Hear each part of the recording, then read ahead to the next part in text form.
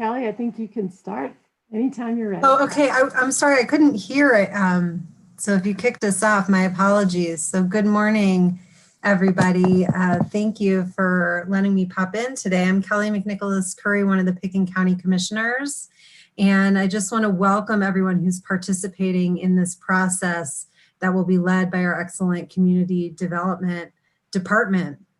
And just for a little background on how we asked ComDev to kick this off for the board is, pretty quickly on in my service last year, it became clear, at least to me, that all of the issues we were dealing with had a growth question to them. So looking at the airport, looking at landfill, looking at our open space management plans, our transportation planning updates, all had this question of this feeling of growth that's happening in Pitkin County, even if it's not just, bricks and mortar on the ground. And so the board started, trying to tease that apart and see, are we at a time now to revisit all of the wonderful things and commitments that have been made in the past by previous boards and staff and the community, which you will hear about more, I think, from Cindy Cuban, the downzoning of the 70s, the development of the growth management system, looking at the booms of the 80s, coming out of the recession of early 2000s. What did that all mean for our community in terms of the built environment and just how, our resources are being used as well. And all of the policies that I would say most of the policies that we're dealing with as a board link to our climate change goals as well. And so, like I said and referenced with our built environment, landfill, our recreation plans, there's a climate change element to these that we think is important to bring into how we discuss growth and create the vision for the next 40 years of our community. And so, intensities of use are things that we have concerns about. Some of the questions that have come up for us as a board and came out of our board retreat this year, we're looking at growth, looking at the growth management system, and launching this conversation was one of 4 board priorities. And some of those questions that I hope that you keep in mind throughout this include, do we as a community continue to agree on the essential qualities that make our valley extraordinary? Do we retain an ethic of equity in Pitkin County where it's not just available to the highest bidder? Have we achieved the balance between our levels of consumption for more homes, more services, more activities, and our high standard of life? So I want to just thank everyone for participating. And, on behalf of the board, we think this is going to be a really meaningful and valuable conversation to look at some of the tools that are in place now, maybe update them, maybe come up with different tools that can allow us to better align those goals with how we deal with growth and how we achieve our climate action goals. So with that, I appreciate everyone who's going to embark on the next 4 months of work. And thank you to staff for leading everyone through this.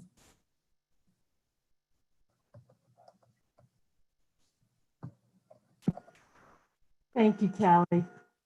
Zach, would you lead us into some of our logistics? Absolutely. Thank you. So to start, all of the information that's going to be presented today is available on the webpage that we should have linked to most of you. If you don't have that link, you can go to the Pitkin County website up here in the top. You'll see a yellowish button in the middle bottom row that's planning, zoning, building. If you click on that, that'll take you to the community development page. In the middle there, there'll be a big purple button that says growth management public outreach information. That will be your link to get to our webpage. On it, we have an intro at the top that has our vision statement, which you can't see here, but down below we have this tabbed function. Here we'll put all of the meeting dates, the times. It should be the same time every Thursday throughout this entire process, so 10 to 12. And we'll also have an updated link to get into the webinar, as well as a link to the live stream in case that Zoom isn't working or if you just want to watch. We also have outlined the core topics that we think we will be discussing going forward. So we have TDRs, community benefits, growth, intensity, climate change. And underneath each one of these tabs, you'll find relevant information relating to that topic as well. We also will be taking meeting notes, which we will be placing in here, and then meeting recordings. So as you can tell, this is being live streamed to YouTube currently. So when we do get to the question and answering, I just want to remind everybody that you're being recorded. It is going out to the public. So don't say anything you don't want the public to hear you say. And on top of that, as well, as we've solicited citizen input from all of you, and if you continue submitting it, we're going to add a citizen input tab that will go below this. So you'll be able to share and see what other people are saying and doing as well. And then if you have any questions or concerns, please feel free to reach out to Ellen Sassano or I. You can see our emails here. That'll probably be the best way to get a hold of us going forward. So I don't know if you want to take this, Cindy, or I can real quick. I just want to highlight that we will be taking question and answers after each one of the presenters' presentations. And I will go over the details on how we're going to call on you when we get to that. But you will have an opportunity to comment and ask questions when we finish our presentations. Great. Thank you, Zach. Yeah, just very quickly, this is Cindy Hubin, Community Development Director for Pitkin County. And I'm honored to be here today to help kick off this process. And in just a second, I'll introduce a little bit more about what we're doing and some of the folks that you'll be working with throughout this process. But we wanted to set the agenda by letting you know that, we'll talk about why we're here and what we're doing as far as what the process looks like for us over the next 9 weeks.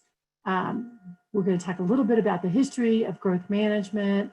We've put together a slide on the anatomy, if you will, of the land use code that relates to growth management. Growth in Pitkin County over the last 10 years, as well as a lot of great information just about growth and Pitkin County and our infrastructure. Then we're going to jump in with Gabe Preston, who is helping us and has been a consultant with us for many years and used to actually work in community development here and live here in Pitkin County. So he knows the area, he knows the landscape, if you will, and has helped us with a lot of wonderful background economics and population trends that we'll get into. We have also Elise Osega from Osenga, I believe is how you say your name, and from the Aspen Global Climate Institute, who's presenting on climate change today in the Roaring Fork Valley, which we think will help us set the stage for some of the work we have. And then we'll talk about next steps and where we want to go. So with that, I just want to thank everybody, really a sincere thank you for signing up and being part of this discussion for the future. I think Kelly said it well, but just to let you know that as the Community Development Director, I am in charge of the land use code and the building codes, and we see how all these are related, and we've just been through a huge process that we thought was successful. We feel was successful with adoption of some wonderful energy codes with the Board of County Commissioners actually on Earth Day this year. And thank you to all those who participated in that and came back for yet more of our discussions. We have with us throughout this process, Ellen Sassano, who is our Senior Long Range Planner. And Ellen's gonna help keep us on track with just the continuity of our process and our thinking and how we tie these actions together and craft land use code amendments. Zach Hendricks, who you've already heard from today, is our long range and climate action assistant, who is going to help us connect the dots with our land use actions and climate action, as well as he's going to have the most important role of all, which is keeping us together with our technology here. So please, when you see an email from Zach, that's about our process. And if you have any questions about the technology, Zach is our wonderful man helping us with all of that. And as he said, we'll be recording these programs throughout the weeks, and you can always go back and take a look if you can't make one. In terms of our experts, I've already told you who we have today on the docket for today, but we hope to bring in others as we move forward throughout the process. And as we know, there are many things today that we have to start tying together and integrating more in our planning for our future. Not the least of which is climate action. And the board has given us a task to reach out to all of you and ask you for your expertise in all aspects of this community. So we want to hear from everybody. As the saying goes, we're not an island. We understand that the economy is huge in our discussions. We understand that our regional outlook and the other jurisdictions and the communities within our area are critical and vital to our discussions and how we function. We have an opportunity in this crazy world right now to help write the future, at least in our own backyard. And therefore, the growth management system, which is a foundation really, our foundational tool in land use is what we'll be talking about for the next 9 weeks. And Zach, with that, will you bring up the boards there? You got it. The board has set forth this mission statement, which is to utilize growth management and the land use code to create an equitable, sustainable, and resilient regional quality of life and economy for the future, and to meet our climate action objectives. I think Kelly said it well. And I think this is a big vision for us to aspire to. But I think as we all reach into our hearts, and we know that we must accept a lot of change right now and a changing landscape for what we do on a daily basis. The best we can do is make it better for ourselves, our children, and the lives of others. And how we achieve that will not be easy. And we understand that we all have different roles to play in the community with our various capacities. But I ask you to step back and participate in a way that challenges not only you, but your clients and your specific areas of expertise in order for us to come up with a really outstanding community that we can feel close to, that we can feel strong about, and that we can be proud of in this changing world. So with that, I think we're going to move on and look at the process just really briefly. We have 9 weeks to work together and come up with a recommendation that will be taken to the Planning and Zoning Commission and the Board of County Commissioners. And then finally, craft a regulation that will be taken forward to the board and the P&Z, and P&Z first, and then the Board of County Commissioners, and hopefully come out with consensus on moving forward with our next growth management. Zach?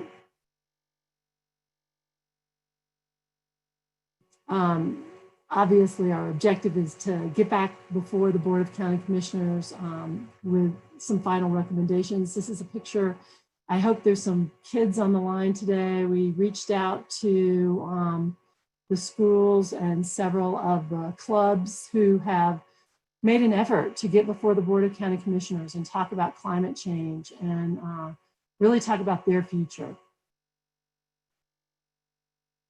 And here we have a little bit of history, and it's not going to be long and hopefully not boring, a little bit of history on growth management. And Zach's going to bring that forward for us. I think I'll start, Zach, if you could find that, but I think I know it pretty well by heart. In terms of growth management, the 70s played a key role, and we adopted, or the Board of County Commissioners at the time, adopted the first growth management policy plan, one of the first ones in the country. And I'll hold it up. If you haven't read it, we refer to it as the Green Book. And if you haven't read it, please do. I just love this book. And I think it sets the stage for actually the next 40 years and where we are today. We adopted, because of the Green Book, we adopted the 1978 growth management quota system, which is our topic moving forward.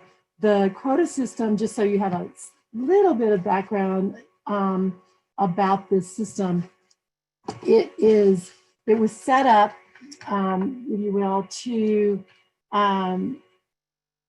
among other things, address an annual growth rate to ensure that growth didn't overwhelm infrastructure, and to ensure that growth resulted in community benefits and preservation of community character.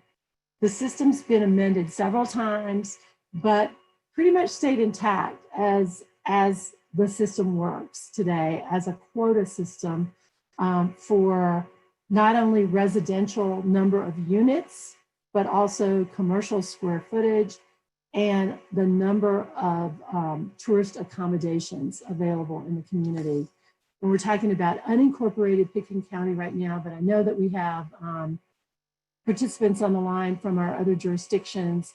Aspen also has a growth management quota system that we were joint with in the early years in the 70s and separated that system later, but still look at the same qualities that we'll talk about in just a second. And I called the 1980s a little bit of the land use quiet years because we didn't have a lot of change. The 1970s were huge for growth and development, and that's why the community felt it necessary to create a growth management system. At that time, we were experiencing 10 to 12% growth rate in the small community, and we'll see some graphics on that later that'll kind of show you the magnitude of what was going on at that time. But the 80s were kind of quiet relative to the land use code. And then in the 90s, we started looking again at the code, not only relative to the number of units, but looking at square footage as an impact as far as intensity of growth goes. So back in 1993, the Board of County Commissioners set a cap on the square footage for individual homes at 15,000 square feet. Many homes in the community cannot go that large because of zoning and what that means as far as your floor area ratio and some of the smaller lot subdivisions. But in most of Pitkin County, where we have rural large lots, homes have been allowed to go up to 15,000 square feet. Today, we have some limitation on that in various neighborhoods based on master plans, and we'll talk about that as we go forward as well. Then in 1994, another pivotal piece of legislation was passed with the Rural and Remote Zone District and transferable development rights. The Rural and Remote Zone District addressed the backcountry areas of Pitkin County where development may have impacted the subalpine and alpine environment, as well as required a lot of the extension of utilities and services that none of our services were prepared to provide, and hugely in order to preserve wildlife and preserve our rural character in Pitkin County. So Rural and Remote Zone District started out with a 2,800 acre experiment, if you will, on the backside of Aspen Mountain. It took us about 2.5 years to come up with the Rural and Remote Zone District and the Transferable Development Rights Program, which has changed over the years a little bit. But the Transferable Development Rights Program allows someone to preserve their property in the backcountry and then also allow you to find some economic benefit by selling that development right to be developed elsewhere in the community. It started out that could only be developed as a new development right in the urban growth boundary, but then has changed over the years in the 2000s to become not only a development right, but a right that looks at square footage and where that square footage can be added to an exempt square footage of 5,750 square feet, which everyone in the county has the right to apply to a previously existing lot, previously existing to June 12th, 1978. So with that, that's a lot of information and a lot to go over, but we pair that with right now, Zach's going to show us just some really cool graphics, I think. Yeah, and just so you all know that this is on our website, all of these maps are fully manipulatable. You can log in and play with this as much as you like. The height of the bar represents the square footage of the structure. So we have 1970. This is what the county looked like development-wise. This does not include Snowmass Village or the city of Aspen. This is only unincorporated Pitkin County. So this is what unincorporated Pitkin County looked like in 1970. And then you can see what it looks like now. So you can really tell how much development has occurred, even with our growth management system in place. Thanks. And that's been over 40 years. And we have to say that the growth management system has done what it set out to do as far as the number of units being allowed in Pitkin County and paired with our zoning application. Now, I think, Zach, if we could talk a little bit briefly, here's a chart that we put together to try to help everyone understand. And once again, it's a very dense chart, and we don't expect people to walk away totally understanding the growth management system in Pitkin County. It's taken me quite a while to do that, and others in the community. So we don't expect you to walk away knowing this. It is on our website, and if anybody has any questions about how the growth management system works, please call out to us, and we'd be happy to set up another chance for us to look at that with you as smaller groups or however that works for you. But starting out on the right-hand side of this chart, we have the Pitkin County Comprehensive Plans. And if you will, that's what informs our land use code. And our land use code sits there in the purple circle, kind of as what we're talking about today. Also, what informs our land use code is the zoning that's been adopted by the Board of County Commissioners, our underlying zoning, which sets the stage for the siting of our development. And it looks at how we look at the allowed uses that are created, the density and the intensity of what's created in the community, and also how we are consistent with our community character. But the master plans really do inform what we want to try to achieve in our land use code. And as you know, some of our important master plans are the Aspen Area Community Plan, which we've worked on jointly with the city of Aspen since 1993. The caucus master plans for your neighborhoods. Many of you are here representing your caucuses, and we really appreciate you being here. And then the climate action plan, which has become very important for us to take a look at as we move forward. So with that, I'll say the foundational piece of our land use code that informs most of the other parts of our code, and which is part of this whole ecosystem of the land use code, if you will, is our growth management system. It's a competition system, and it works by way of competitions and exemptions, and they play off one another. The objectives, or the historic objectives of our growth management system, has been to pace growth. And growth, when we talk about growth, we talk about growth in the growth management system historically as the number of units, but it has changed through the years to not only be number of units, but square footage or intensity of those number of units. As I said, when those units can come online, the pacing of that, and where those units can come online relative to other parts of our code. So as part of our growth management competition system, we looked at what benefits could be acquired through that competition for the community. And that, that what we're trying to reach in terms of benefits in the past has always been community character and preserving and maintaining our community, if you will, looking at things such as affordable housing. Also the environmental preservation of our surroundings and how we support and enhance our community, our civic and our institutional uses. But a big part of making the system work is looking at the exemptions through the years. And because I think it's hard to read. Zach, do you think you could take the left-hand side and kind of make that a little bigger for us to look at? This is in a PowerPoint. Okay. I can't Okay. zoom in. All right, I can just walk through them. The whole goal here is to put development where it's appropriate to have development, and transferable development rights have been used for that purpose.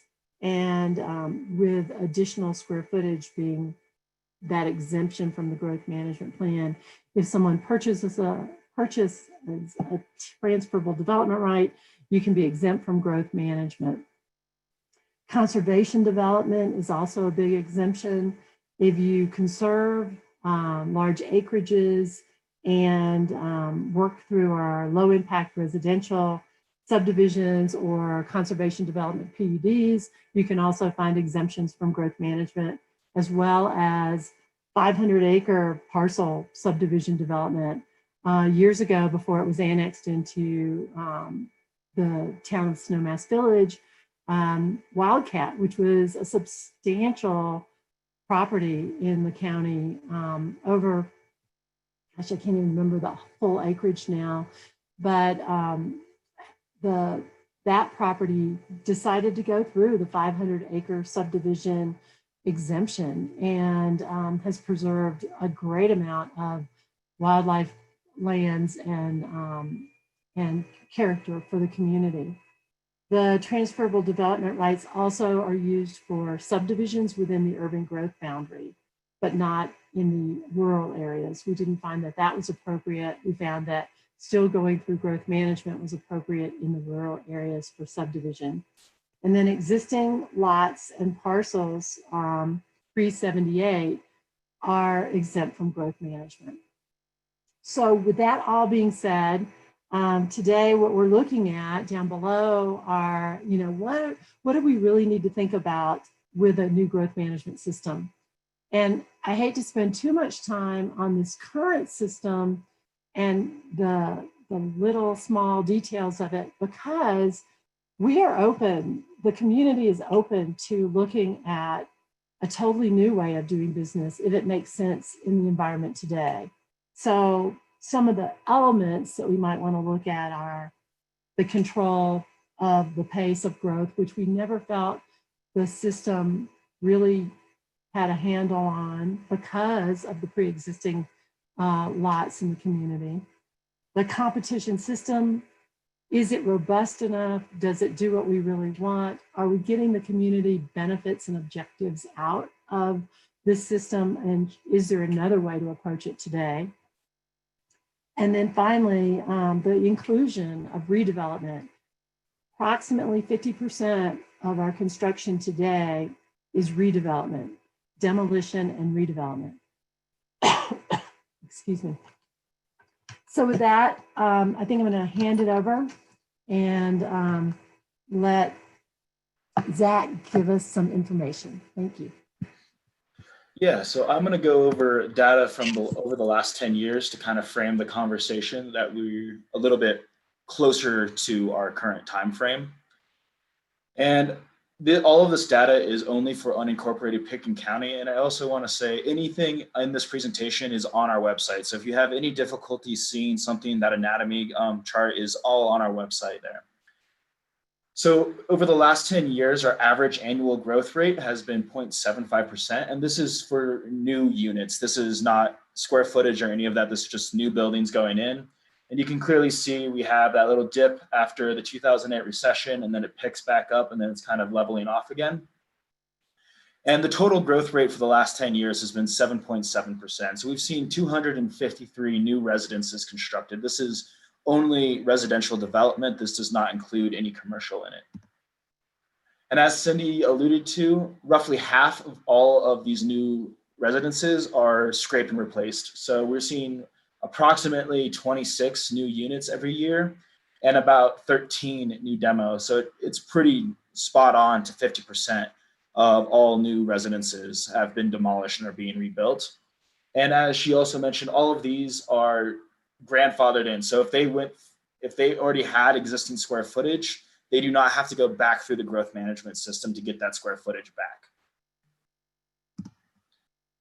These are just a quick snapshot. So this is all of the new residences on a scatter plot. That white line is that 5,750 square foot exemption line. So if they're below that line, they do not have to go through the growth management system. They don't have to use TDRs.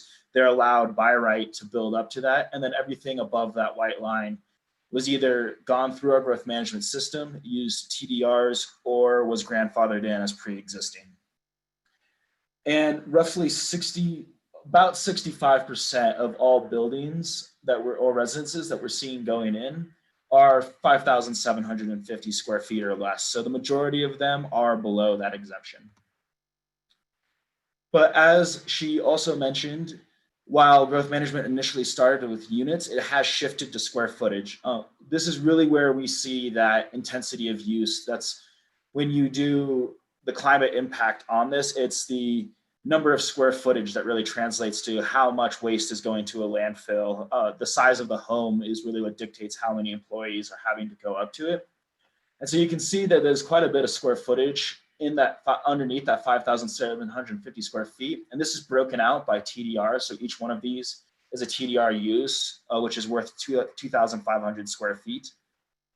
But if you clump all of them together, you see that almost double, the square footage is actually going into those homes above the exemption. So the majority of the square footage that's been added to the county is above that exemption line. So that's really where we're seeing that intensity and impact of use in unincorporated Pitkin County. And also translating that over, the average house size from 1970 to now is a little bit more than 3,300 square feet. And you can see substantially more square footage is being put up above that average house size. That's also important because, as I have up here in this top right corner, over the last 10 years, that average house size has increased by almost 1,800 square feet. So the average home that we've seen put in over the last 10 years is a little bit more than 5,100 square feet. We've also, when you go by square footage, that rate of growth is a lot higher as well. The average is about 1.1% every year, but it's a little bit more than 11% of the last 10 years. So we've seen a bit more than a tenth of growth over the last 10 years. And that's about 13 million square feet added to the county over the last 10 years. So it's been a bit of an uptick that we've seen, and it's not in the number of units, it's in the square footage that's being incurred. And after this, Ellen is going to go into actual growth management use. Right, thank you, Zach. So, yeah, there are a couple of ways to get square footage in the county, as Cindy and Zach have alluded to. What we found over the last 10 years is that fewer people are using the growth management competition system actually to get floor area, and more are using the exemption from growth management competition, the transferable development right exemption specifically, to get floor area. And there are two different levels of floor use, growth management and growth management exemption use. One is for new development rights created. So if you are subdividing a property and have no development right on the property, you may use either the growth management competition system, or if you're outside of the urban growth boundary area, you may use a TDR, transferable development right. What we found is that in the last 10 years, people were using the growth management competition. We think partly because there wasn't a lot of competition, it was a fairly straightforward way to get the floor area you were requesting. So we had 9 new lots approved for a total of 54,000 square feet roughly. Most of those were in the rural area and 2 were in the urban growth boundary area. TDRs were not used to create new development rights in the UGB, urban growth boundary area, which is where they may be used. So then additional floor area, over the last 10 years, what we found is that this is an exemption from growth management competition, and it has been heavily used. Growth management competition has been used for a total of 35,604 square feet. There are a lot of numbers on this slide, but the majority of the additional floor area has come via transferable development rights. And you can see the numbers here. We've had 35 lots in the rural area utilizing 60 TDRs for a total of 147,500 square feet, 147,500 square feet.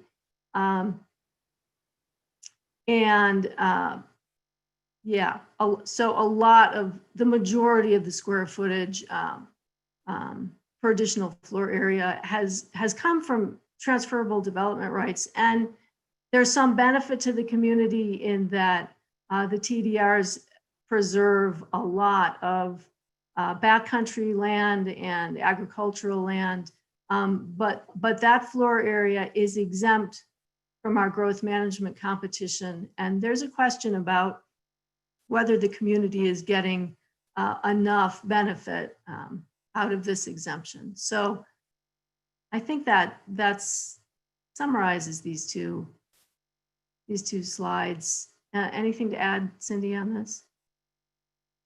Nope. Thanks. So we're going to take 10 minutes to take questions. I know we just threw a lot of data out at you, so we're willing to explain it. We're going to try and keep it to 10 minutes so that Elise and Gabe have enough time to give their presentations, but whatever time that we have at the end of this meeting when we finish the presentations, we're just going to do a Q&A session. So you will have an opportunity to ask as well. In order to ask your question, we'll need you to raise your hand. If you're on the Zoom meeting, that should be in the lower center of your screen. And then if you're on your phone, if you press *9, you'll be able to raise your hand. So if you have any questions, please feel free to raise your hand and we'll unmute you so you can ask it. Also, please state your name. So we have the first one. If you could, you're allowed to talk. You'll have to unmute yourself. You have a long chain here.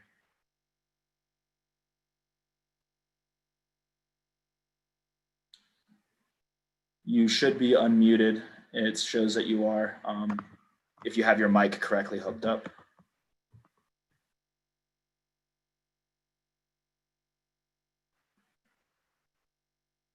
So I'm going to go ahead and unmute Michael Miracle, just because we're having some technical difficulties with that other one. Okay, can you hear me? Yes. Thanks. I was wondering if you could define intensity. I'm wondering if it's just the pace of new buildings, or does it include all of residential's impacts from construction through to, service trips that may be ongoing once the home is finished? Thanks, Michael. That's a great question. I think that this group can define intensity and what that means to the community, but what we have been thinking of intensity as is exactly what you just said. What it takes relative to our infrastructure to accommodate square footage. Gabe will get into that a little bit, what it takes to our landfill, the intensity on the community from a traffic perspective, from an air quality perspective, from an overall, quality of life perspective.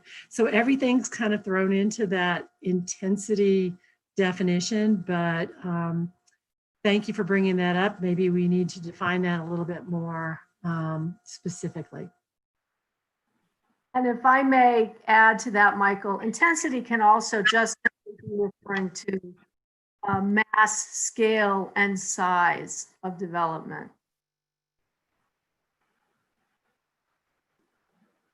Thank you. All right. Do we have any other questions? I'm going to try again with this one.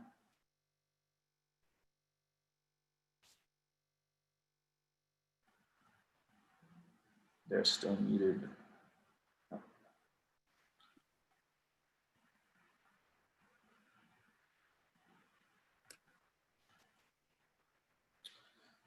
All right, I'm not seeing any other questions, so I believe that we can move on to Gabe's presentation. Make sure, share. Okay, I'm going to attempt to share my screen here, see how that works out.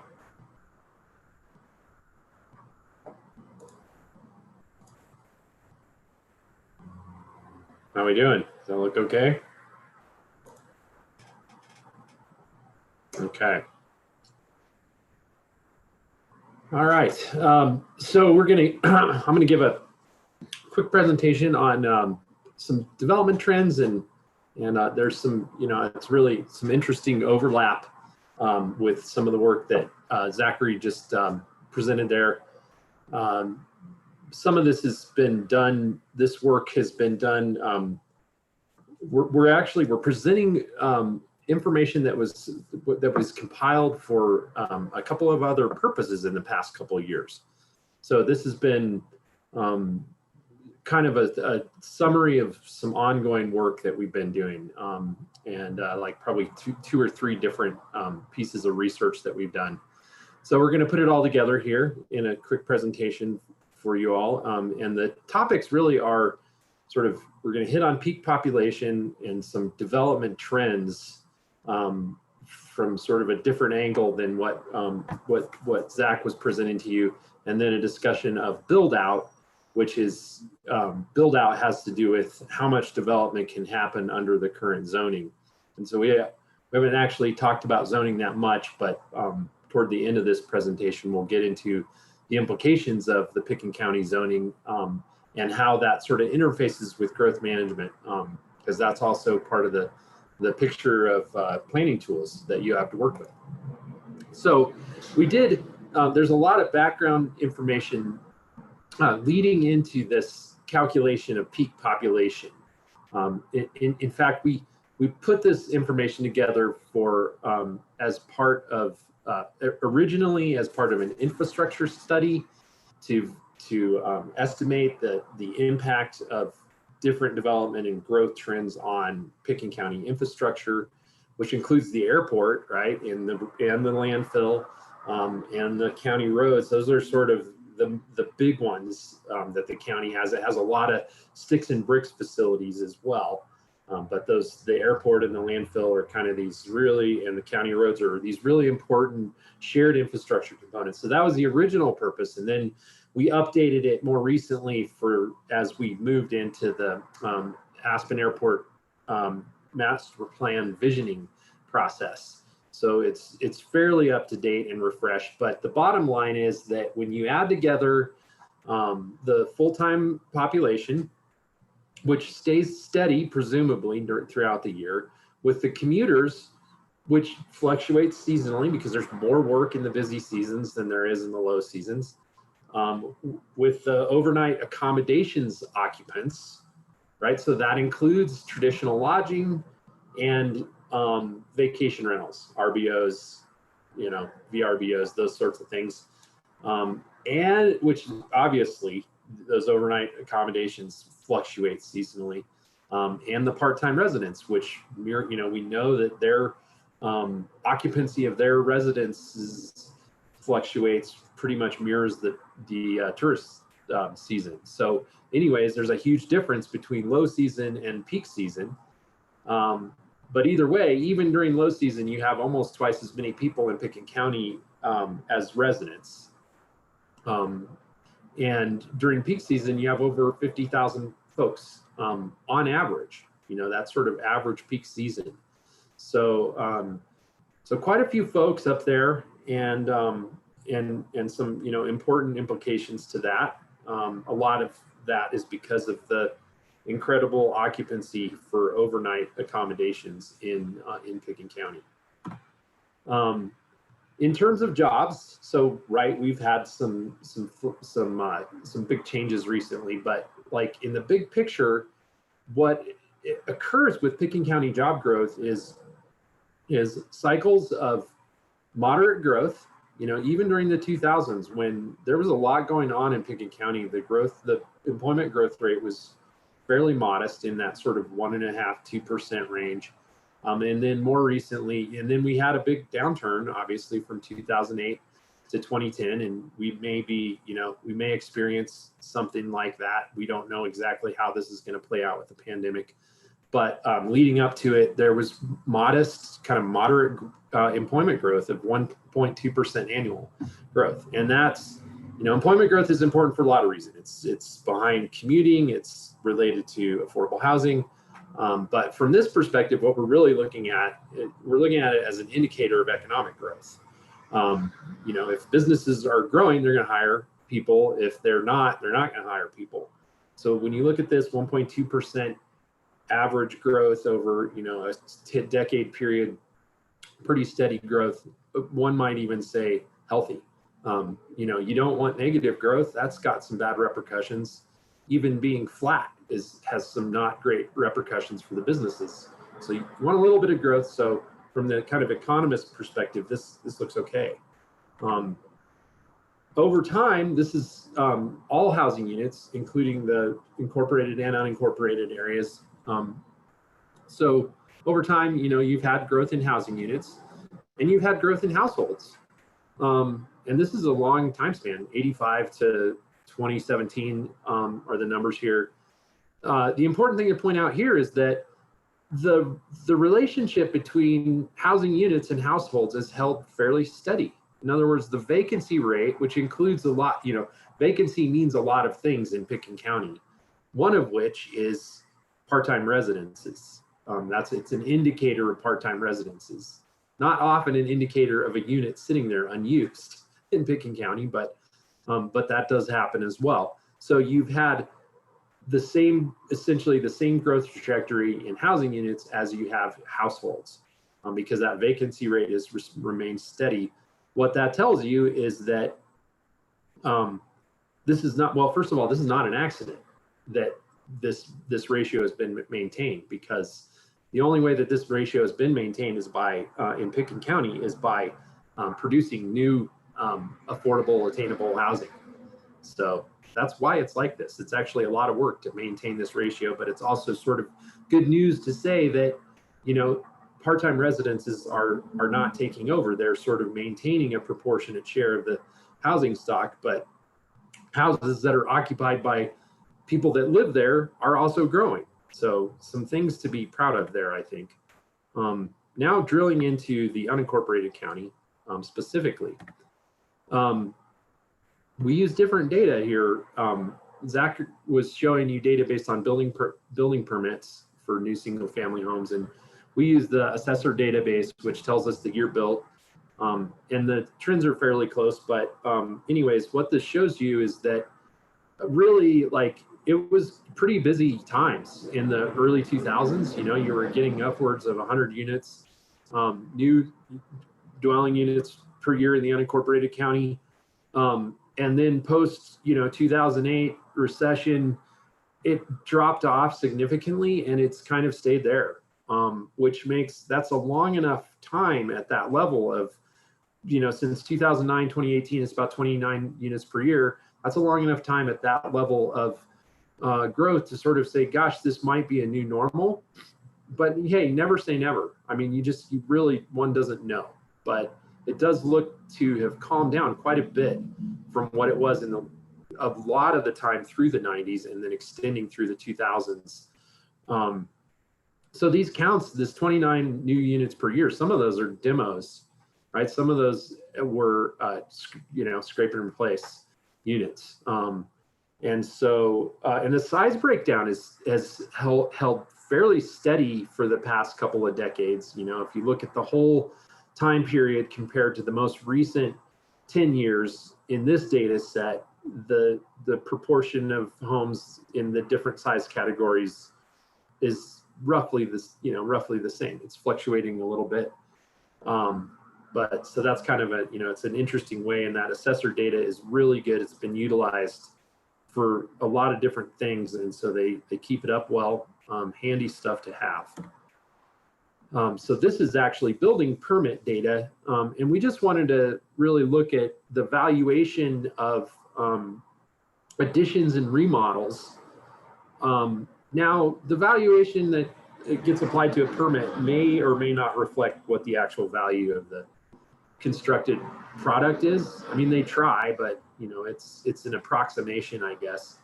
But what's really important is to compare the relative difference between the valuation for additions and remodels compared to the overall valuation of construction, which would include new. So this is, again, unincorporated Pitkin County, doesn't include any of the municipalities.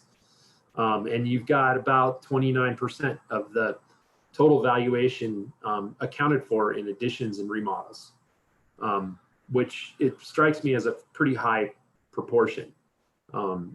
High value. What that tells you is that the additions and remodels that are going on in Pitkin County are high value, because we know the new construction is high value. So, and then there's demolitions all the way through, right? There's demolitions every single year, and we don't have the exact connection between, in this particular set, between how many of the new units happened on a site where the structure had been demolished. But you can infer from looking at this that, hey, there's a fair amount of that going on, because you don't just demolish a single family unit in Pitkin County and then just leave it vacant. You're going to demolish it and then put another unit on it, right? So that's a good portion of those new units are going on to sites in the unincorporated county that were scrape and replace. Now, that is fairly unusual for an unincorporated county to see that rate of sort of scrape and replace. More common in municipal boundaries. And hey, guess what? There is non-residential inventory in Pitkin County, but not very much of it. You have basically less than 1 million square feet of non-residential floor area in Pitkin County. So that's like less than a tiny little town. That's less than like a small town with 800 people in it. As far as non-residential, but it is part of it. And there is some additional build out that could happen at, in the airport business center, but that, you're getting about 8,600 square feet per year since 2009 of new non-residential. It happens in spurts. It's not steady, but on average. This is a result of zoning. There just is not much land in Pitkin County that's zoned for commercial. And there isn't really a pathway to take residential or agricultural land and make that commercial in Pitkin County. So this is a result. If there were more commercially zoned property in Pitkin County, these numbers would be a lot higher. So build out, let's talk about that real quick. You have, this was a study that we had done in leading up to an infrastructure analysis in 2018. But it's build out, so these numbers have durability. they last a while. But basically, so we did a residential build out study. We didn't focus as much on non-residential because it's such a small picture. So we really did focus the build out on residential. And we found that, well, first of all, there's currently 12.9 million residential square feet in the county. But we found from a build out perspective that new development on new lots, some of which by the way, are theoretically subdivided lots under zoning. So that's important to understand. These aren't all lots that are already there and ready to develop. These are lots that could be there under zoning and based on sort of likely zoning ratios of 60% and, you know, several assumptions that we made going into them, but good assumptions that have been sort of tried and true over time. So you've got around 16 million square footage of potential future square footage on new residential, and then another about 16 million on of redevelopment that can happen. So additional square footage, adding on to square footage that's already there on a previously developed residential property. And so the yellow there tells you how much of that square footage under the current growth management system and the current zoning parameters would be exempt under that 5,750 square foot exemption. And then the blue is non-exempt. So presumably that would be subject to growth management. So for a total of over 32 million additional square footage. Now, so this is all starting to sound kind of abstract and what does it mean and everything, but one way to sort of bring this down to earth is that we know from the research that we've done connecting residential development to employment generation that you've got 2,900 full-time equivalent employees post-construction, so ongoing employees for this 16 million square foot for redevelopment alone. So that starts to tell you like what this means in terms of the economy and what it takes to support that amount of square footage. We wanted to show, so how much, given the current policies, how much of this build out would occur in the urban growth boundary versus the rural areas. So most of it would occur in the rural areas. And from Cindy's presentation earlier, that's sort of a shift away from the policies of early growth management, which was really oriented toward trying to get as much growth to occur in the urban growth boundaries as possible and trying to preserve the rural areas. From a unit perspective, it was sort of different thinking, but now with looking at floor area, it's flip-flopped from what the initial intent was. And then, so in terms of TDRs, they get us to an exemption. We went through some of that. So 231 of the things have been landed. It's been a tremendously successful program. There's nothing like it anywhere in the country. Unbelievable. But in terms of going forward, we think from some work that Suzanne Wolf and others have done that there are 340 potential TDRs to go. So there's 149 that are ready to go today to land that have been severed, or I don't know quite the right terminology, but then there's really realistically like another 189 that could get developed in the different ways that TDRs can get created. So that's 850,000 square feet of exempt floor area from these future potential TDRs. And this graph shows you, hey, guess what? So we know that there's all this we know that from our build out study that, you know, one of the ways that you can, that non-exempt square footage over 5,750 square feet can be obtained is by these TDRs. But when we look at how much of that square footage is possible under zoning compared to how much our potential TDRs are gonna yield, it's, you know, the potential PDRs are a drop in the bucket compared to what the zoning and the current GMQS policies would allow for at full build out, right? This is going all the way to the end of it.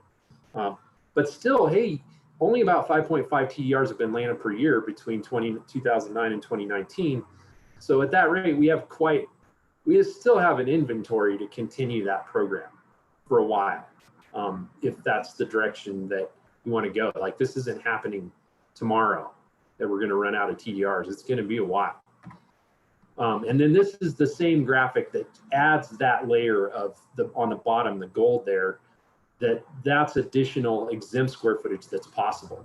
The square footage under 5,750, where either a new house on a theoretical new subdivision lot, or there's a house that's 2,000 square feet and it could go up the additional 3750. That's the gold there.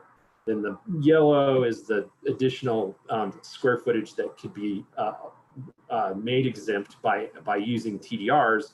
And then the 20 million would presumably all, it's allowed under zoning, it would presumably all be subject to growth management. Because there's no, under the current system, there's no way out for that other than that to be part of competitive growth management. So putting this into sort of perspective, like if we did, part of the thing that we did was to look at the entire build out for the full county. We were showing you unincorporated county build out, but if we look, we did actually look at the entire build out, including Aspen and Snowmass Village, not so much Basalt, but including Aspen and Snowmass Village. So full build out, looking in the future, unincorporated Pitkin County would hold 93% of the residential square feet and 98% of the residential sector ongoing full-time equivalent employees related to that residential sector, but only 4% of the commercial square feet and 7% of the commercial sector FTEs. So that shows you that like the residential square footage that's out there and possible under Pitkin County's land use regs and policies right now, the big responsibility on your shoulders for the entire community is this residential sector. You're not so responsible for commercial, that's the municipalities, and that's a big responsibility for them. You know, just a quick summary here.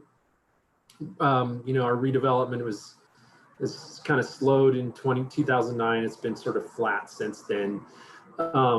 16 million feet each of residential floor area for new residential development and redevelopment, where you're adding on to either scraping or replacing or adding on to existing structures.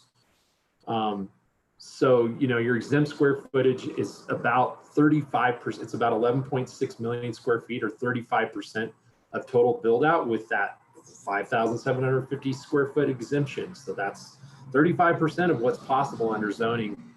But your TDRs you know, will supply about 4% of the remaining non-exempt floor area that would be subject to growth management without TDRs. And those with the TDRs that we think that we know are available, and those that we think could be made available, that supply can last a while. It can last decades at the current rate. But things change quickly on the pace. I mean, that's one thing we have to keep in mind. We're doing these trend projections. They're just projections of the past. We don't know what's around the corner necessarily.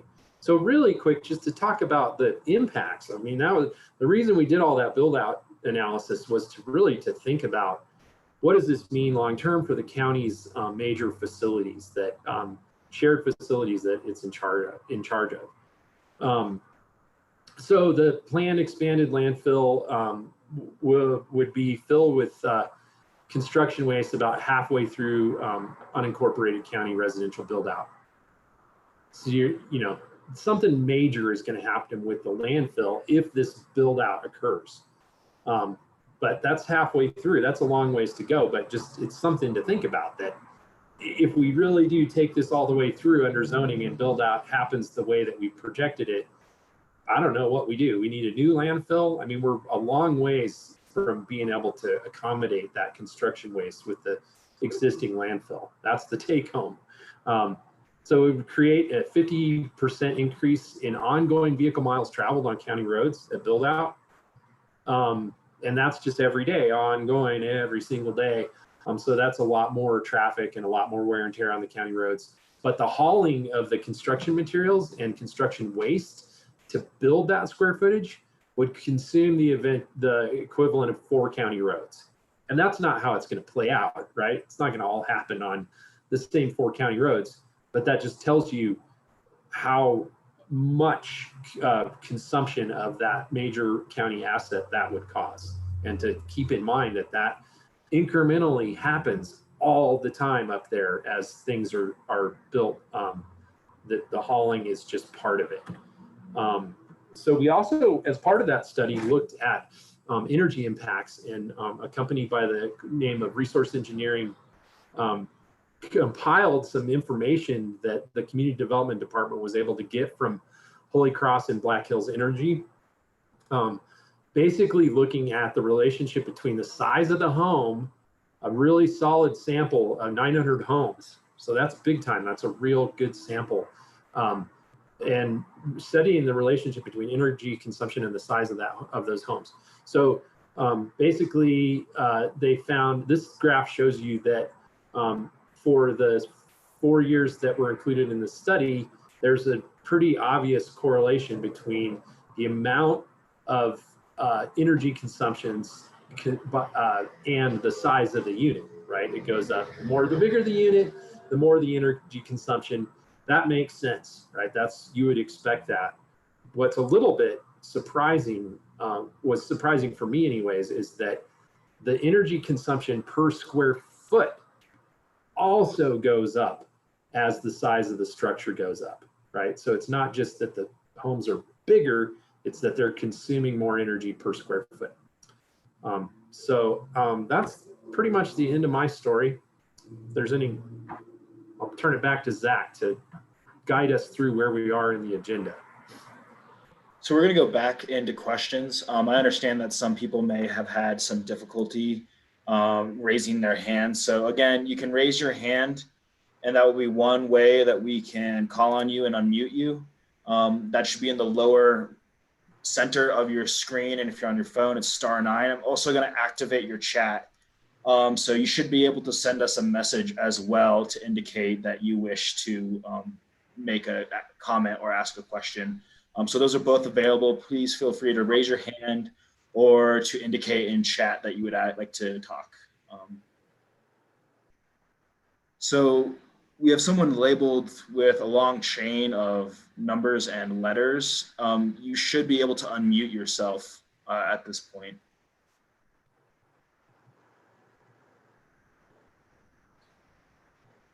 And it shows you unmuted, but it seems like your microphone is not properly connected. So there should be a little caret next to your unmute and unmute button, and that will allow you to adjust your audio settings. So make sure that you have your microphone selected in your audio settings. So while that person is doing that, does anybody else have any questions? Raise your hand or you can indicate in chat.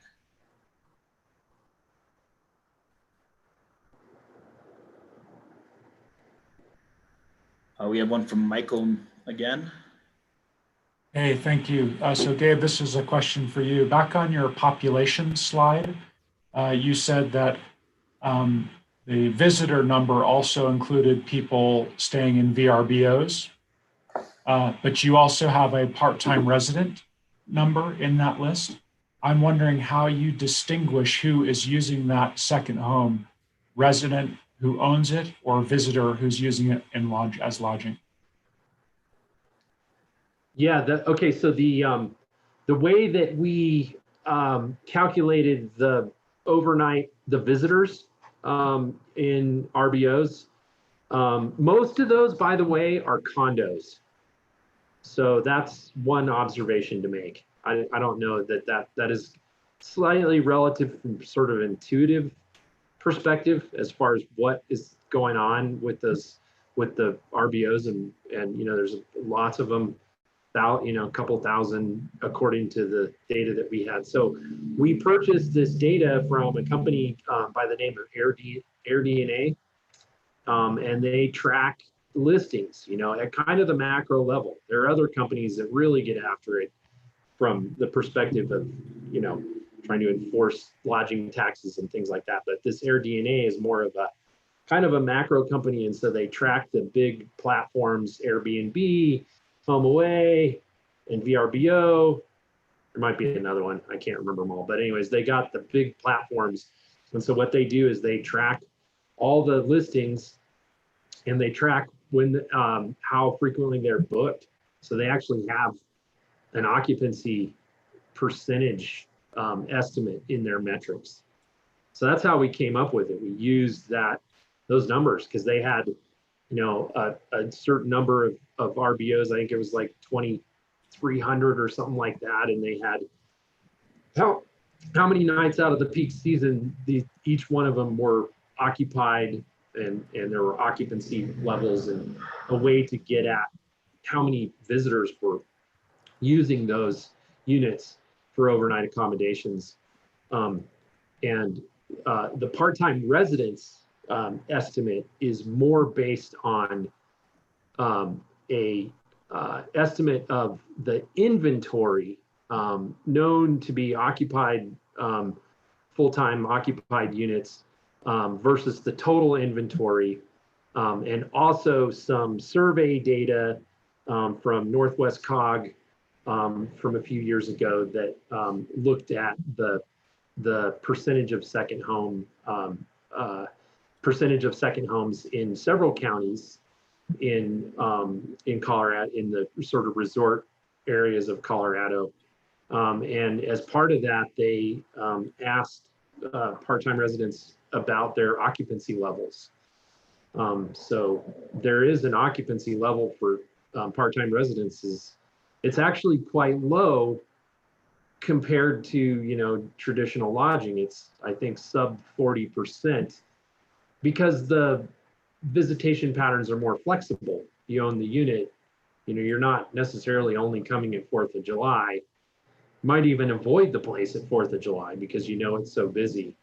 So there's, you know, they do kind of mirror the same season, but I think there's some adjustments to avoid the really busy parts of the year, which drives that occupancy rate down a little bit. So they were basically two different analyses, Michael. Yeah, I mean, I think I have that NCOG. That's probably like 12, 13 years old now. I agree. You know, the data is, I mean, we did perform an analysis that is more, you know, more current to estimate the proportionality.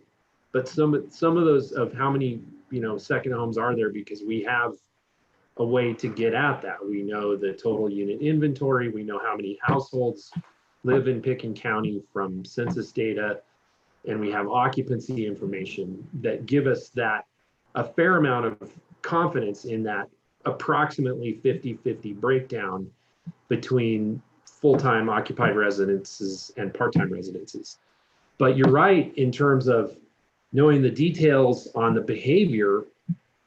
The data is a little bit out of date, and it would be great to have some more current data on, you know, how frequently do folks visit, how many of them occasionally let them out for short-term rentals. You know, that's another good piece of information. I think the county has been working on that question and are going to drill into that more in the future about the sort of array of how that works with the short-term rentals in the unincorporated county.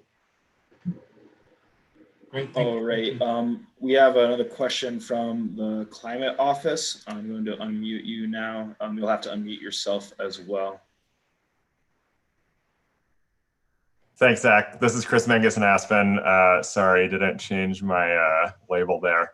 Anyway, question for Gabe. On that same data set on kind of net population, just wanted to quickly confirm whether that is countywide or unincorporated. And then was also curious about the VMT estimate under build out. Was that just a simple, you know, kind of ratio and calculation, or are there any policy or trend assumptions built into how you determine the 50% increase? So I'll start with the peak population question. That was for the entire county. And we did, that analysis is on the website, as Zach has pointed out. It's called the 2018 Build Out and Capacity Study, where we originally did this, like the impetus for calculating peak population. And then there's another slideshow that's called something like growth trends and this and that and the other. And it looks like this slideshow that I'm giving you. And it's got some more background information about how we came up with that. But yeah, it was for the peak population for the entire county. And we did that because we were looking at those big shared facilities, the airport, the landfill, and the county roads, the things that everybody uses in the entire county, whether you're municipal or not. And then the EMT part, yes, it was mathematical. We did not account for changing behavior. So we actually used the ITE, the trip generation.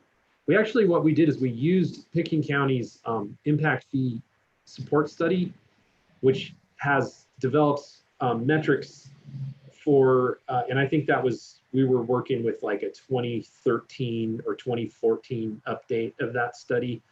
And that study includes metrics such as average trip length and average daily trip per unit per size category. So in the sense that we have shown, the county has demonstrated through their impact fee program that larger homes, there's a mathematical relationship between the size of the home and the amount of vehicle miles traveled it generates. Larger homes generate more vehicles miles traveled because there's more going on those larger homes. So in that sense, it's a little bit unusual and unique, but we didn't account for people feeling guilty about driving or any kind of behavior change. It just assumes you build a house, people are going to be driving cars the way they kind of have in the past. Great. So, Thank you. Thanks a lot. Appreciate that. so we do still have one person with their hand raised. They're unmuted, both on my end and their end. It looks like your microphone is not hooked up correctly. Again, next to your mute unmute button, there should be a little caret that if you click on, you can go to your audio settings, and then you need to make sure you have the correct microphone select. There should be a drop-down menu that you can select which way you're going on. It looks like we will have a good bit of time at the end for questions and discussion. So I think we're going to move on to Elise now, and you will have an opportunity to ask your question at the end.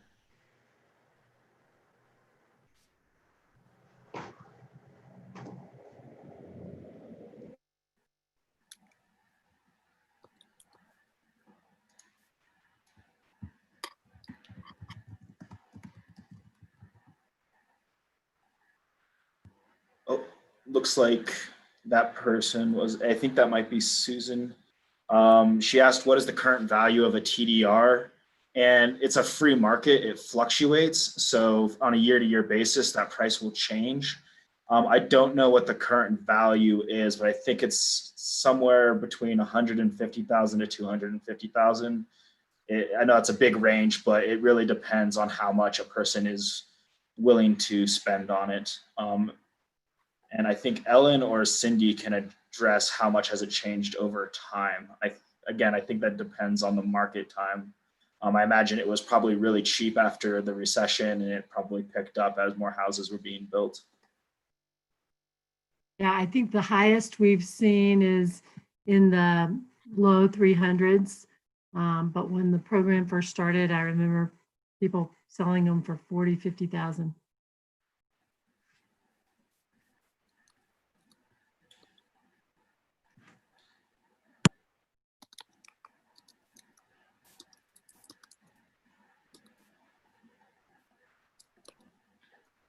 Elise, are you ready to start yours? I am. Am I sharing my screen or are you sharing the one I sent you? You're free to share your screen. Okay. I'll just be back up in case Zoom decides to not work for us. Okay.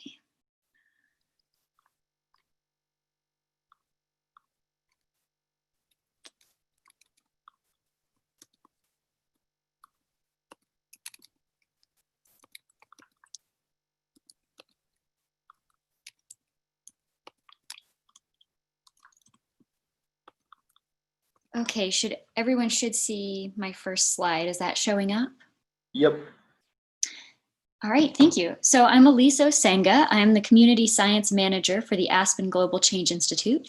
And I'm going to share just a few facts about climate change in the Roaring Fork Valley today. Before I begin, I wanted to do a quick introduction to AGCI for anyone who isn't familiar with us. We're a small nonprofit based in Basalt that focuses on earth science of all kinds.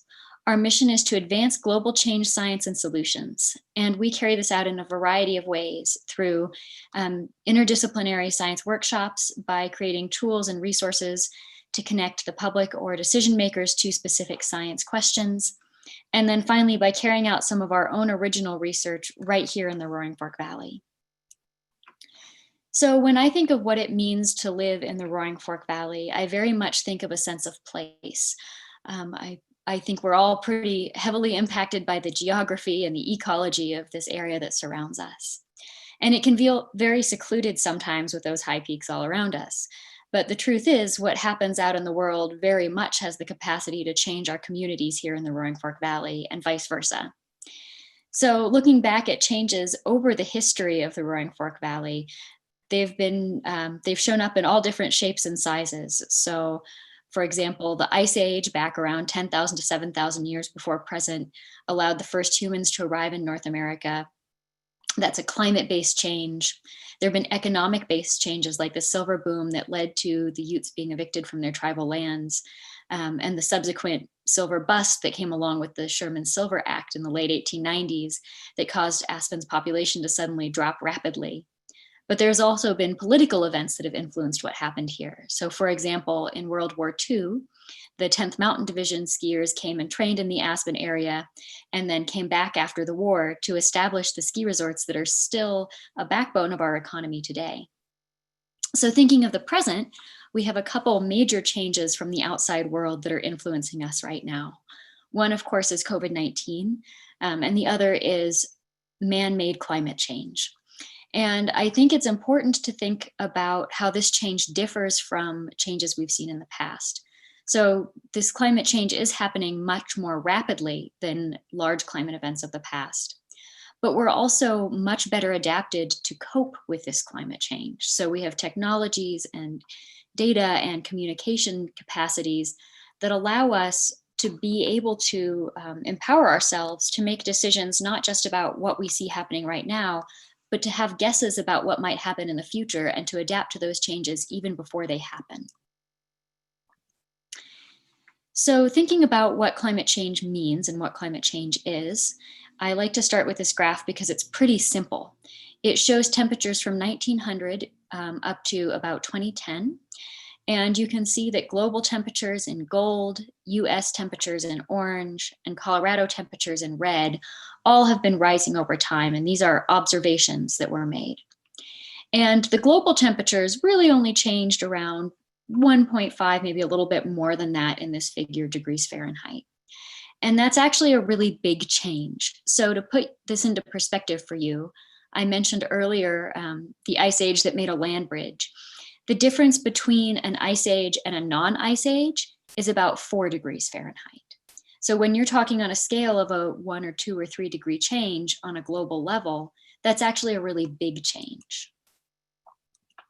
So to bring this down to a little bit more of a local level here in Pitkin County, I wanted to talk about another way of looking at changes in temperature as a consequence of climate change. So this graph shows average daily maximum temperature. So essentially in any given year on any day, what was kind of the average maximum temperature we saw over the course of that year. And the dark gray bars are showing observations that were made. That sort of wide gray line behind it is a model to see did the model match up with what we've seen in the past. And then the red and blue lines are projections going forward created by those same models. And what we see is, as is typical for weather, some years are warmer, some years are colder. But when you get into the 2000s, all of a sudden we have this big clump of much warmer maximum temperatures that show up. And looking into the future on those red and blue lines, warmer maximum daily temperatures are expected to increase. So we're going to see hotter temperatures on a more frequent basis. So when we think about temperature and climate change, it's one thing to think of just feeling a lot hotter when you step outside the door and sweating a little bit more. But really these temperature changes have impacts that spread throughout different systems that we rely on. So one way I like to think of kind of transitioning and thinking from just talking about it feels hotter outside to what are the impacts is by talking about frost-free days. So a frost-free day is any day where the temperature never gets above 32 degrees Fahrenheit. You can think of it as the growing season. And this is probably a metric a lot of you are familiar with. And the data I have in this graph here comes from a station located in City of Aspen. And there are two different color bars because the station moved in the 1980s. And so the light blue is in the original station, the dark blue is in the current station location. And if you look at the 1980s, that decade, on average, any given year had around 89 frost-free days consecutively, so from start to end of the season. When you look at 2010 to 2018, that number has grown to 120 days on average. So that's almost a month more of days where the temperature is never dropping below freezing. And what this means in terms of impact is pretty varied. So it has economic impacts. Fewer frost-free days means fewer snowmaking days if you're a ski resort. It also means more days where you might be seeing snow melt out, which might change your skiing season. There's ecologic impacts of this. So for example, if you're an insect that hatches based on how long the day is, seasonally how much daylight we have has not changed. So you're still hatching at the same time every year. But maybe the flower you feed on is blooming based on when the snow melts out. So if you're having earlier and earlier snow melt, this flower is going to be blooming earlier and earlier, and you as the insect are still hatching at the same time. So you end up out of sync with your food source. So changes like this can lead to stress on certain species in the area that might have been here for a long time. And then, of course, there are also health risks. So if you have an early snow melt, that means earlier drying and warming of soils and plants. And unless you get some really great rain later in the season, this easily can translate into a longer, more dangerous fire season. And these changes that happen in the snowpack have impacts that are felt throughout the rest of the summer and throughout the water supply in other ways. So for example, earlier snowmelt can lead to earlier peak stream flow timing. Changes in that stream flow volume, either from water loss due to evaporation or simply from an earlier peak stream flow, so you're hitting lower flows earlier in the summer, can mean warmer stream temperatures, which is stressful for fish, which in turn is stressful for anglers. And then of course, changes in timing and volume of water supply means that there are challenges in terms of hydroelectric energy production, agricultural planning and water use, and even in recreational use. For example, folks who are leading rafting trips want to know when that best water is going to be to get their people out there. And if you're seeing big shifts in when peak stream flow comes, that can be difficult to predict.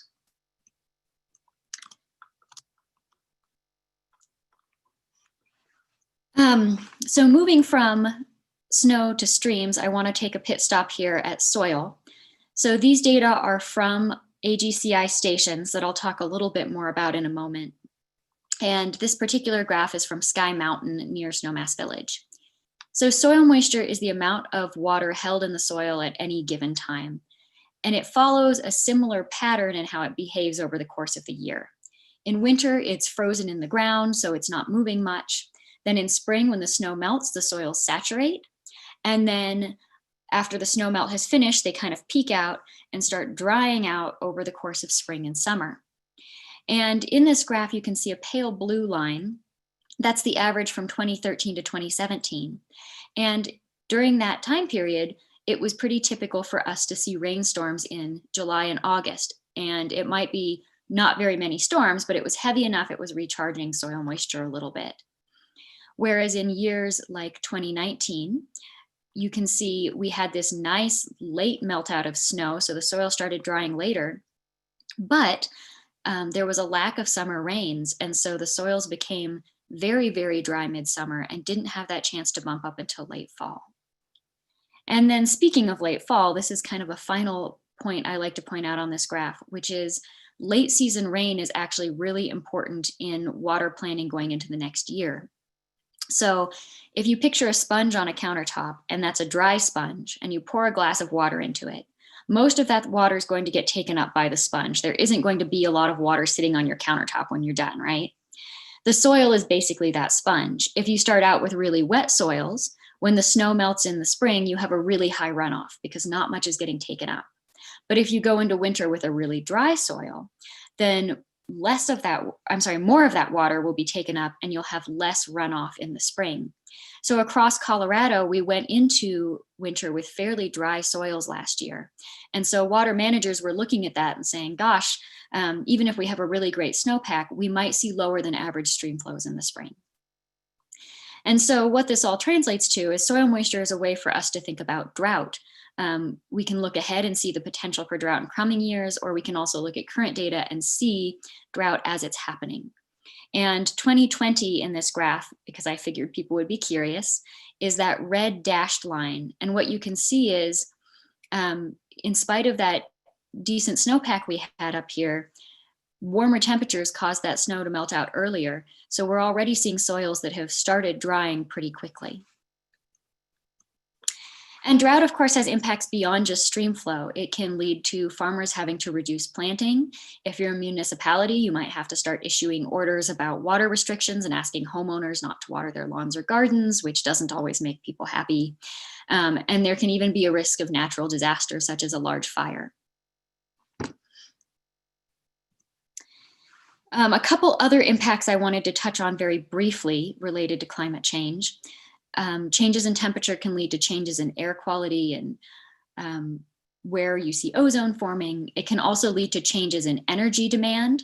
For example, if you're having hotter days, all of a sudden there might be more people putting air conditioners in their homes and running those air conditioners more than we've seen in the past. So there might be changes in energy load to the system that weren't there previously.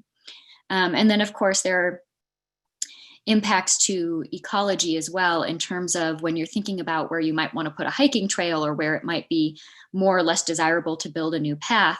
It's important to think about, are these areas that are more or less vulnerable to climate change? If it's an area that maybe is a bit of a refuge, then there might be decisions you'd want to make around that in terms of whether or not you're adding human disturbance to climate disturbance. So how do we know all these things? The only reason we're really able to say for certain that we see these things happening right here in the Roaring Fork Valley is because of long-term data records. Those help us to see changes as they happen, and they also help to build better models, because if you can have data that's right in the spot you're looking at, then you can hopefully have more accurate projections going forward. AGCI is working to contribute to these data sets through the Interactive Roaring Fork Observation Network, or IRON. The IRON is a series of 10 stations that run the length of the watershed from Glenwood Springs to Independence Pass. In this map, you can see them as red stars. And they measure soil moisture, soil temperature, rain, air temperature, relative humidity, and at some stations, snow. And these are really important stations scientifically because it's really unusual to have a watershed that has this many observations happening from the top of the watershed to where it's emptying out to the next river. And it helps us to better understand how climate change is going to impact ecology and water supplies in mountain areas. But it's also really important as a community project. The goal is to help to inform decision makers who have questions by using data that's gathered right near these areas they have questions about. And furthermore, this project quite simply would not have been possible without community partnership.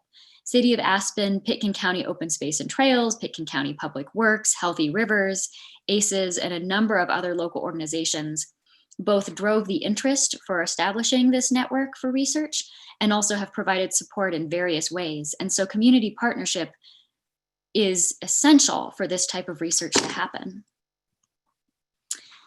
So going back to thinking about those changes we talked about throughout this presentation, I started the presentation by saying, I feel like this change of climate is different in the fact we have more agency to address these changes as they happen.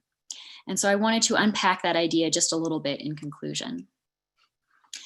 There's kind of three ways to think about how do you address climate change.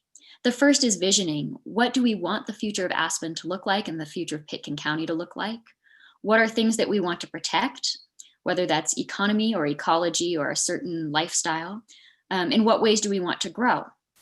Once that vision has been established, the next step is you can have transitioning happening. And of course, this is all a circular process. It isn't a linear process. You can start thinking about how do you reduce emissions and other impacts, and how do you prepare for and adapt to the impacts that are unavoidable in a way that's equitable and just. And I know Pitkin County only has, roughly 18,000 residents who live here, but we really have an outsized impact on what happens in the rest of the world. So I keep mentioning the outside world influences the Roaring Fork Valley, but vice versa is also true. Because we're a tourist economy, people who come here from around the nation, around the world, might see tools or resources or behaviors for change that they think are really exciting and take back with them to wherever they're from. Which of course leads to the third point, which is collaboration. It's really critical that there are open, honest, and transparent conversations between researchers, policy implementers, citizens, thought leaders across the region. Because if those conversations are happening, you're better able to match up the information that's needed with the information that's available and identify gaps for places where you might need to do more research or gather more data. And then you can also hear, what does the community really genuinely need and think?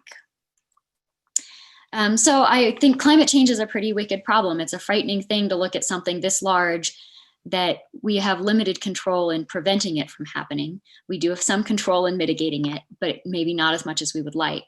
But we have a great deal of control over how we adapt to and prepare for those changes.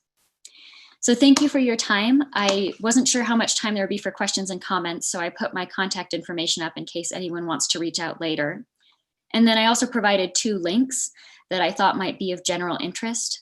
The first is for the Mountain West Climate Services Partnership. This is a network hosted by AGCI where different mountain communities have the opportunity to connect with one another about what they're doing in terms of addressing and preparing for climate change and share tools and resources.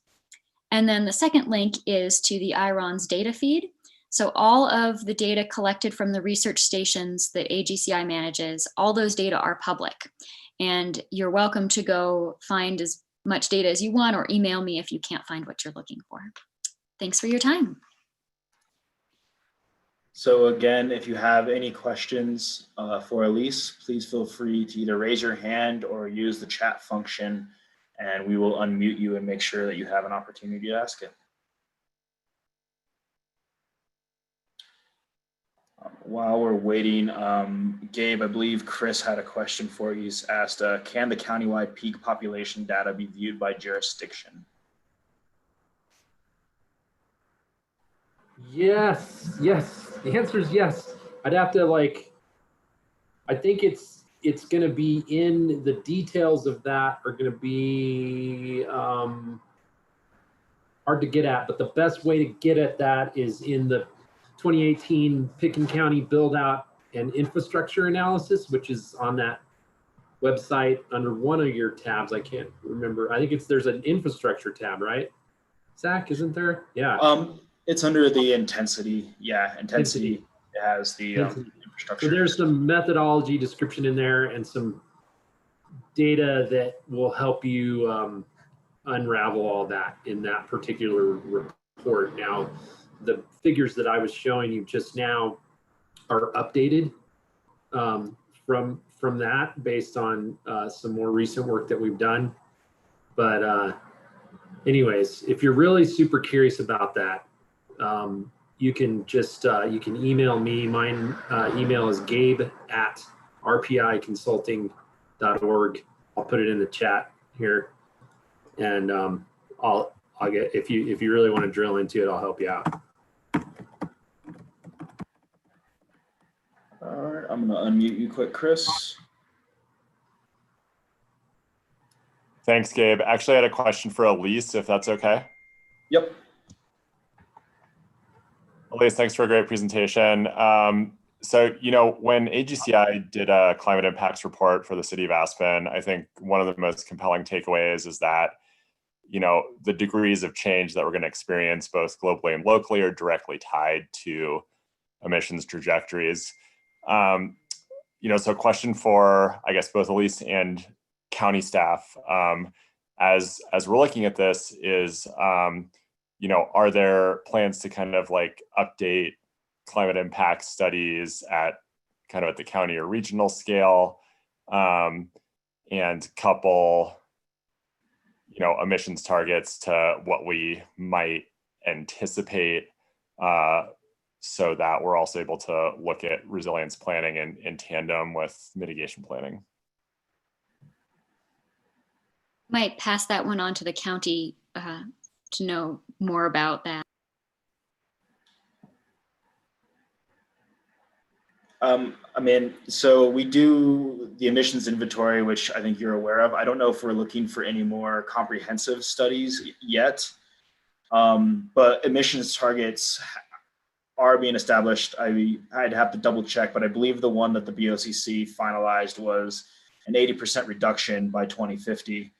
So it's pretty ambitious, which is one of the reasons that this growth management discussion as it relates to climate change is so important, as I think it's 60% now of the emissions in Pitkin County. It went down a little bit from the first one, are related to the built environment. So as Gabe showed at the end of his, as house size increases, energy use by square foot increases as well. And so tackling this both through our building code, but also through our growth management plan, making sure that as part of them getting that additional square footage through the growth management system, if that is how the group recommends going forward, that those emissions are addressed, that making sure that that is one of the community benefits that is being achieved through our growth management quota system. Thanks, Zach and Chris. I'll hop in here a little bit, and we have the latest that you know of, the 2017 greenhouse gas inventory that we're using right now for our numbers. We don't have anything since then, but it's to be updated every 3 years.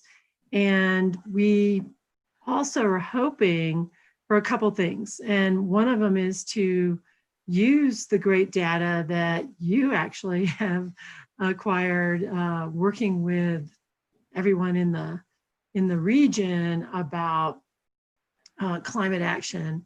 And I know there's over 200 and something steps with kind of a executive summary, if you will, 47 steps we can take to look at climate action, wondering how we can weave those types of actions that have already been identified into what we do with our land use code.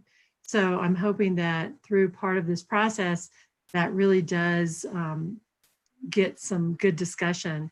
And then I'm going to throw it back out to our participants, as well as Elise, to see if anyone knows of other land use codes and effective land use codes relative to climate action. We've done some research.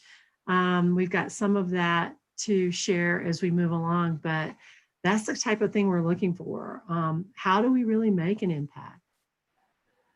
Thank you. Real quick, it looks like, I believe this is Susan asking. She asked, teachers are hearing that the request from families wanting to enter the district from other states is up. Apparently those families are seeking relative safety from the virus. Are you also getting any sense of the effects of virus on growth here yet? Do you want to take that one, Cindy? I know you're on the. I'll just say that from what we're understanding, and I don't really have any hard facts to back this up, but from what we're understanding, a lot of the traditional vacancies relative to residential units in the county, there's just not a lot of vacancy. We have people who have asked to rent here for more than normal. I mean, if folks wanted to rent for a month, now they're asking for 6 months or a year. It's a place, it's a great place to be right now, away from some of the larger cities. And I think all of us can say that, you know, we've read about in the paper, or we know about the rental situation is pretty scarce here. Not sure about all of the real estate actual sales, but rentals are definitely up. So I think the interesting thing to me from the infrastructure perspective is to look at where we are relative to some of the services like water and sewer, what we're seeing relative to energy usage, and those indicators for us. And actually, Gabe's kind of helping us with that as well as we move forward with a dashboard, if you will. We're trying to put together for not only economic indicators, but environmental indicators from March forward and what that looks like to us. And so we'll have some better information as we move forward with that. So I think I answered that question, but yes, school districts uptick in requests to enter children into private and public school districts. Then she has two more questions here as well. I guess we'll tackle them one at a time. The first is, can you explain why the intensity of development per square foot is higher? So largely on the energy use size, that's because those larger homes typically have a lot more amenities in them, whether that's a wine cooler or a heated pool or a large space that needs to be air conditioned. As you get those larger homes, there tends to just be more devices and appliances that need to use energy, which contributes quite a bit. It is feasible to build an energy efficient large homes, but that's not the trend that we've typically been seeing up here. Also, the other parts of intensity is like landfill and traffic. So a larger home obviously requires a lot more upkeep. So that's where the intensity of traffic and jobs would come from. And then the waste that's associated with building larger homes is larger. So that's where you'd see the greater impact on our landfill. I don't know if Ellen or Cindy or Gabe wants to hop in on that one as well.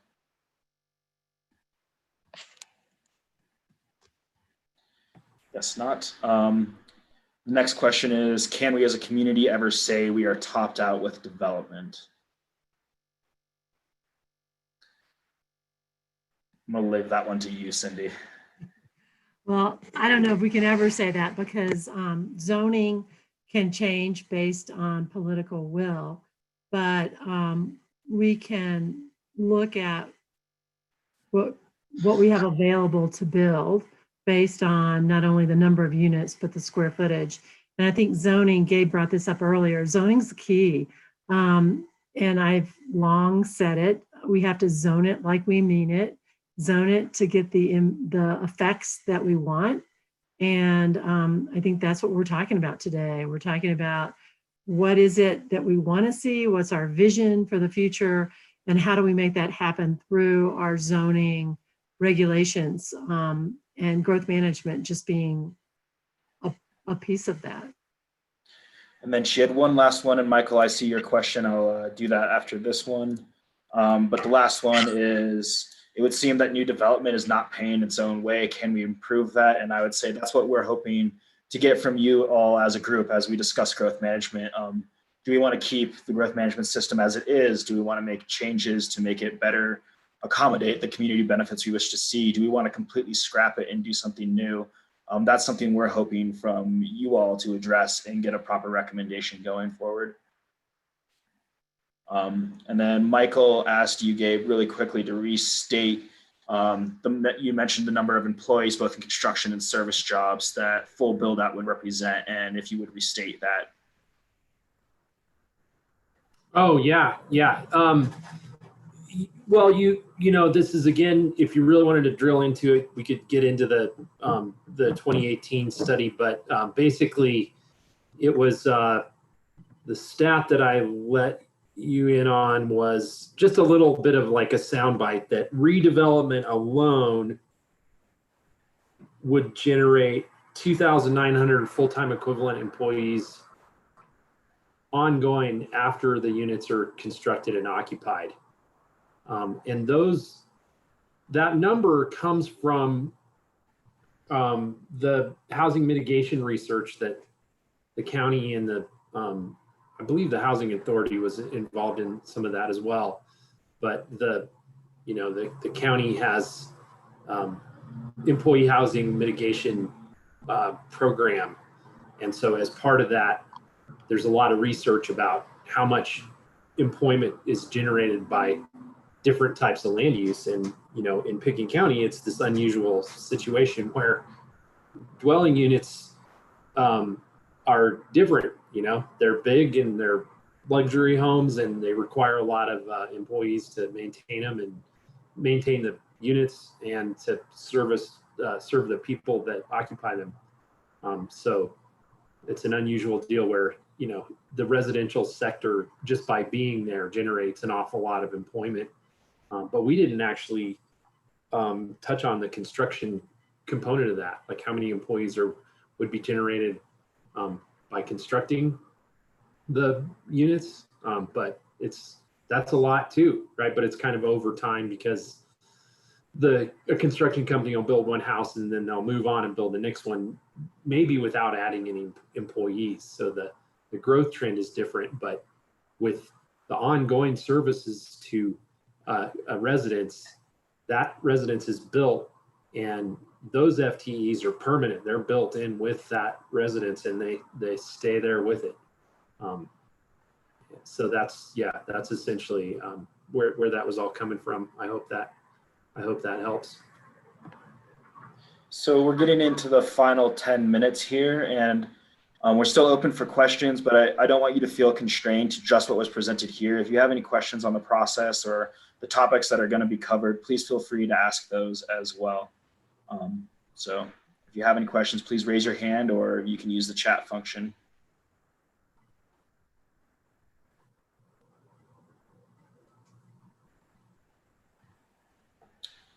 I am not seeing any, so I will go ahead and give you the next step slide, Cindy.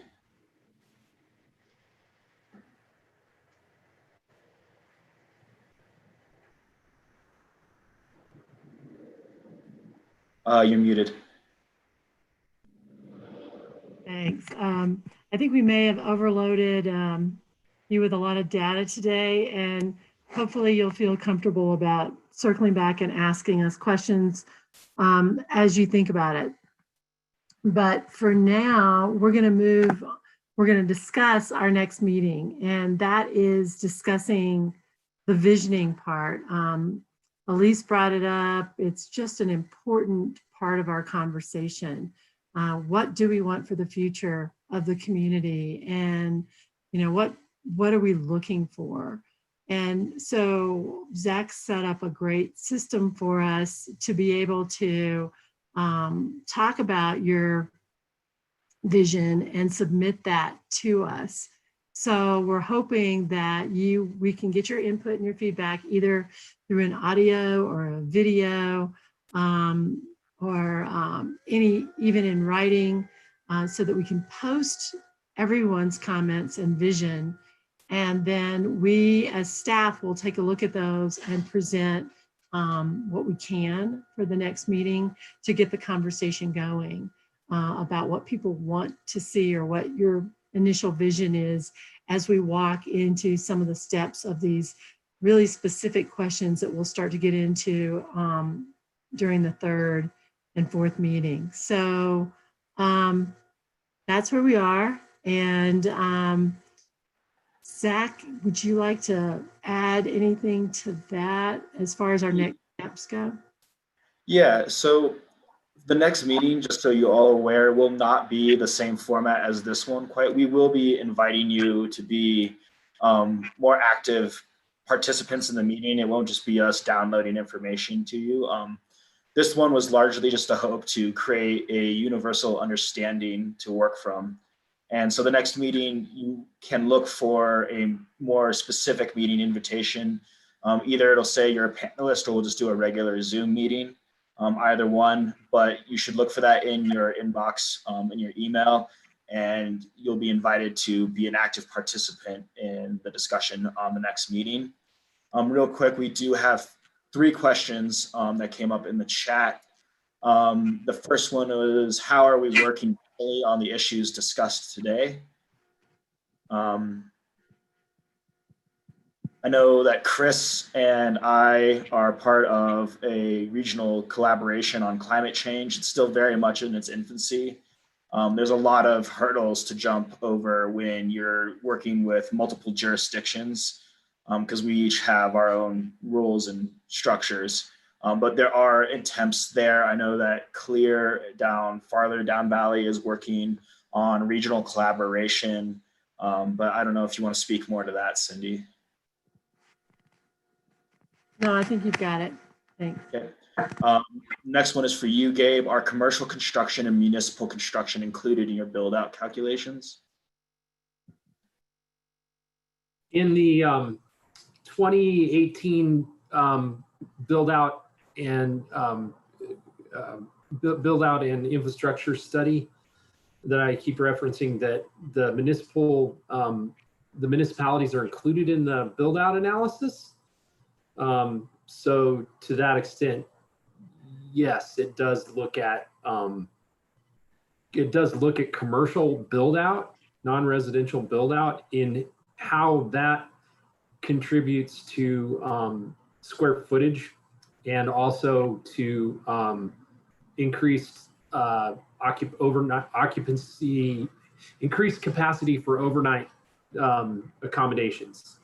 But in terms of the employment and all the sort of impact analysis, we mostly focused on the county's role in that, which is almost entirely residential, right? So the county's got less than 1 million square feet of non-residential right now, and probably not a whole lot more on the horizon unless some kind of big changes happen to the zoning. But that 2018 study does aggregate the impacts from the municipalities, which includes all that commercial development. So. And while you're talking, Gabe, another question was, how many employee units are in Pitkin County? Oh, I forget. Or like deed restricted, is it like 1,200? Somebody else hit that one. I would have to actually look it up, and I'll be too slow. 1,400, something like that. Just to address your question, Mona, yes, you will be able to rewatch this. I created a YouTube channel. So if you're on YouTube, you can type in Pitkin County Growth Management and this pops up. I double checked it myself on my personal device. I will also be posting links to this under the meeting recordings tab on our website. So every meeting will be stored and put there. So you'll be able to go back and watch all of them, as well as I'm doing my best to take down the questions and our answers, and those notes will be put up there as well. And I think Michael said that the employee units are almost 3,000 if you count everything in Aspen. I think that's counting sale and rental units. So thank you. Yeah. And to go back to the question about whether we're working regionally on the issue of growth, that's a great question. And yes, Zach, as Zach indicated, we're working definitely on the climate action piece regionally, but we have invited other jurisdictions to join in on this conversation. And it's absolutely necessary for us to go beyond the Pitkin County box, ultimately to work regionally, because this is a regional issue. Growth is definitely region-wide. All of the impacts and implications are region-wide.